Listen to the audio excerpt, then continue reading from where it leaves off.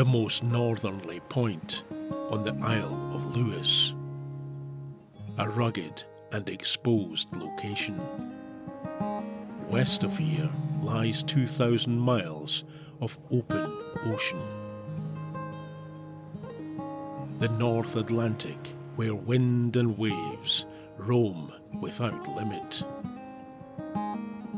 On a January night in 1990, a gust of 161 miles an hour was recorded here.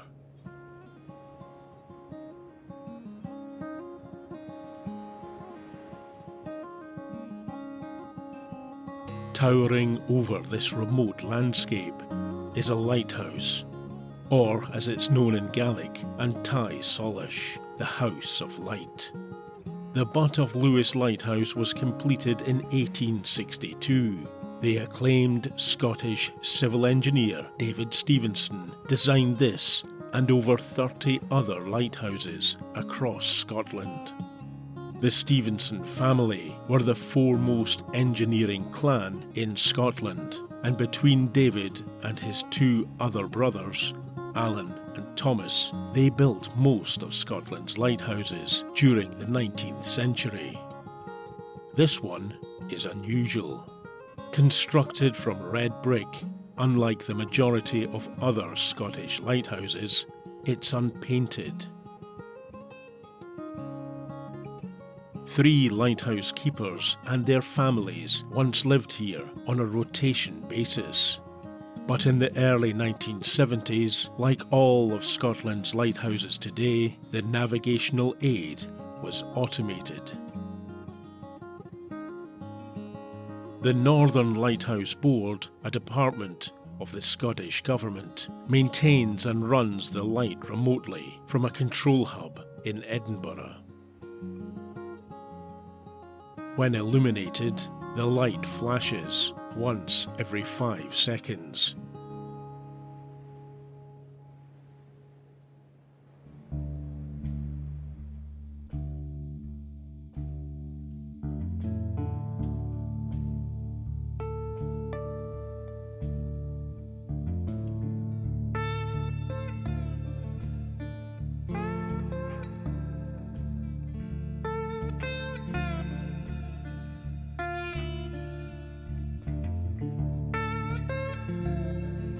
Before automation, the keepers would climb all 168 steps to maintain the light.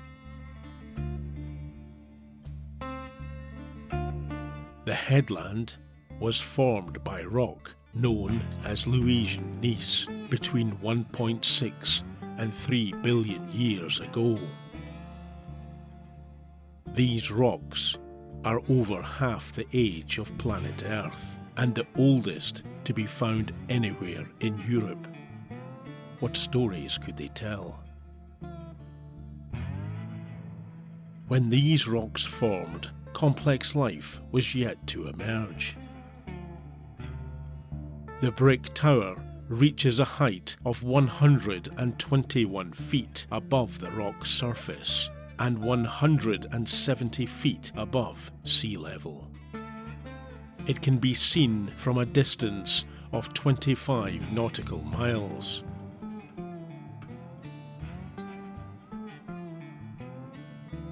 "36 miles to the east as the crow flies is another lighthouse built by David Stevenson. Completed in 1870, the Store Head Lighthouse marks the navigational northern entrance to the Minch, or Avoyl in Gaelic.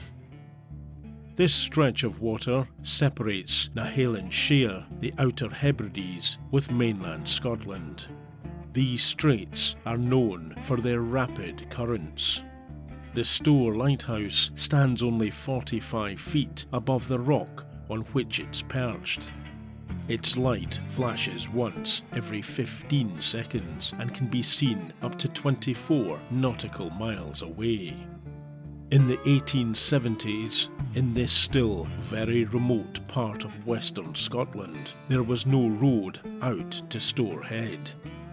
Only by building a jetty and supplying the builders by sea could the lighthouse be constructed.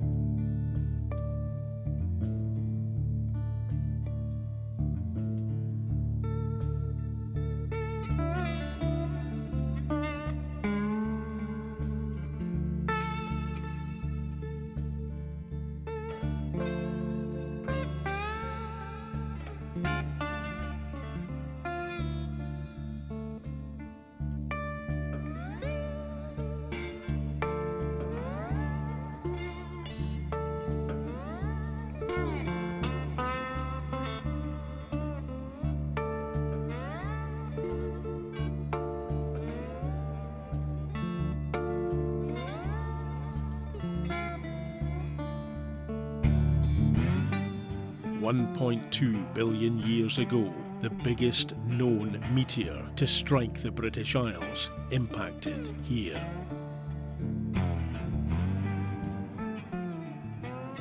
The metamorphic rock all around the lighthouse was formed as a result of the heat and pressure from the huge meteor collision.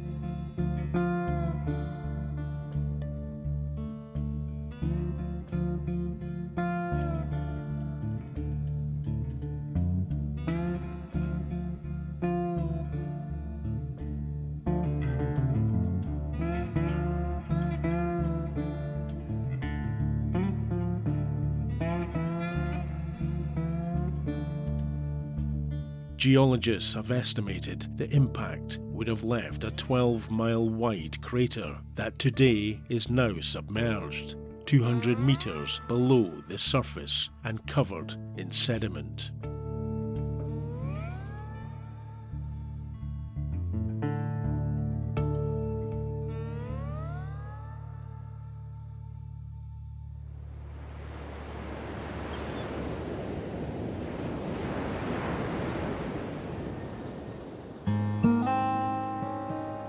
"75 miles to the southwest, on Anchalan Skianach and Nice Point, on the Isle of Skye."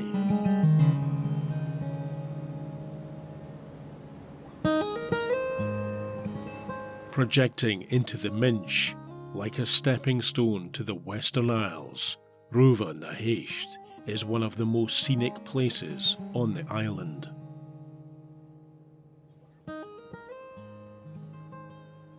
Ruva na Heist, as Nice Point is known in Gaelic, gives some hint to its past. Translated, it means the point of the robbery. How many sailors who have voyaged up this strait have experienced that over the past 1,000 years or more?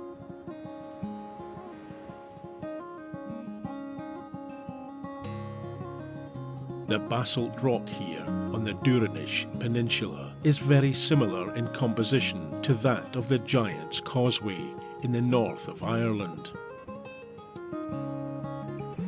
The landscape certainly looks like it was once inhabited by giants. But other more familiar leviathans are regularly spotted from the cliffs. Minke and sperm whales are often spotted here, along with dolphins, porpoise, and basking sharks.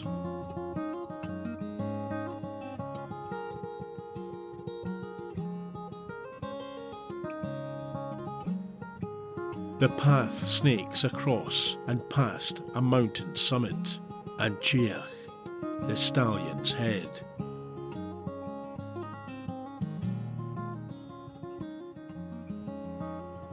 Hidden behind that is Nice Point Lighthouse. It too was built by Stevenson and was first lit on the 1st of November 1909.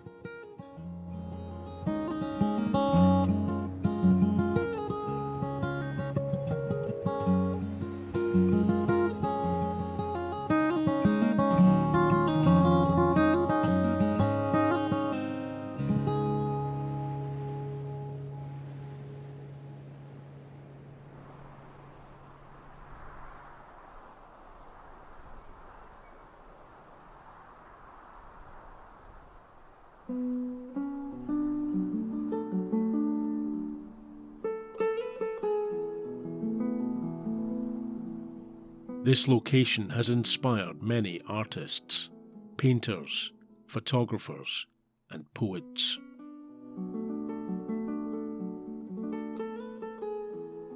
In the clean house on the rock, where sleepy headlands drink the evening sea, and floors are cut to fit horizons, the great fish eye revolves in a socket that floats on Mercury. Waters slide and close over the drowned, their bones add salt to salt, grains among the sand, cries in the gull's throat. 90 years the beam has loomed the century's night. In early times, it took a man's sleeve bursting to flame one placid afternoon, as he dipped his arm between the stilled facets, to learn that if revolution ceased at sunrise, daylight could turn its eye in on itself and burn the heart like a collapsing star. As the child learns fire by capturing the sun in a magnifying glass to make Excalibur.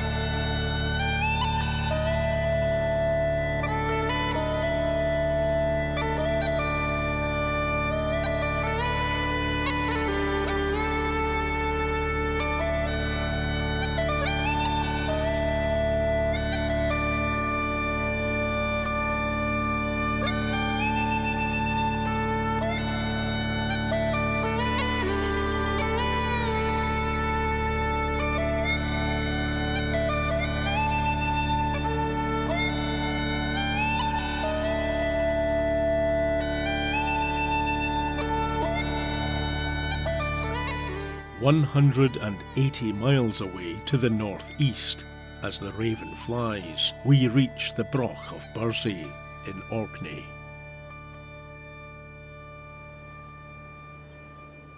Stevenson built the lighthouse here on this now uninhabited tidal island in 1925.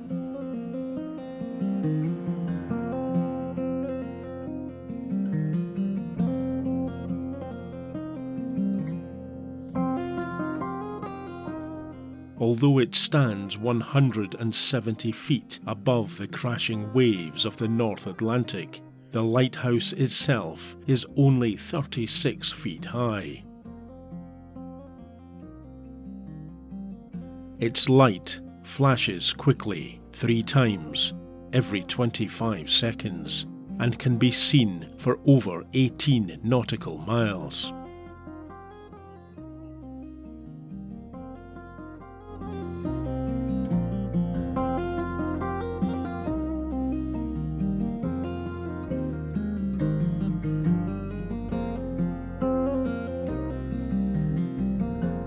The castigated tower is an unusual design for Scottish lighthouses. These islands have been inhabited continuously for over 8,000 years and have some of the most impressive Neolithic and Mesolithic sites in all of Scotland. In the 6th century, this small island was chosen for the site of a Celtic monastic community linked to St. Columba. These early Scots settlers, who originated from the north of Ireland, brought with them the Gaelic language and culture, Christianity, and also the recipe for whiskey.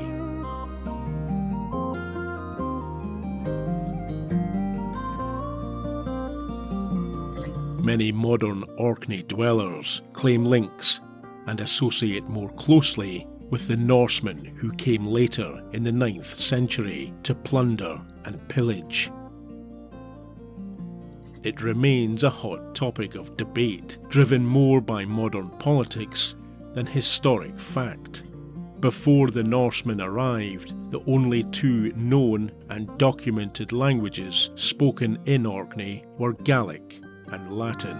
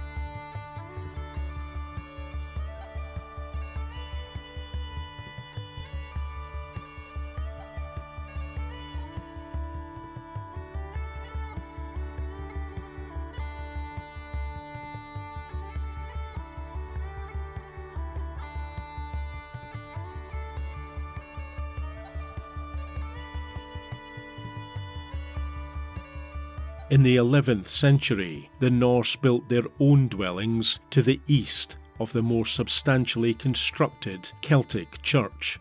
Within these new buildings, the Vikings built their own drinking hall and even a sauna.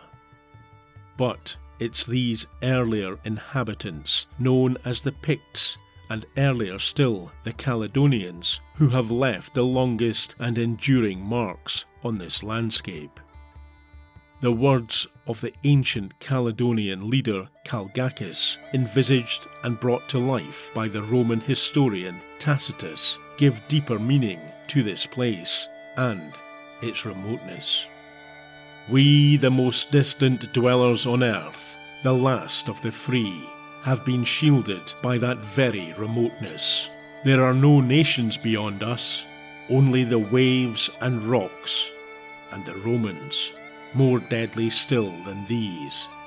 They are the only people on earth to covet wealth and poverty with equal craving. They plunder, they butcher, they ravish, and call it by the lying name of empire. They make a desert and call it peace. The Romans may have circumvented these islands in the 1st century AD, but never landed and never conquered the land that they called Caledonia, and today we call Alba and Scotland.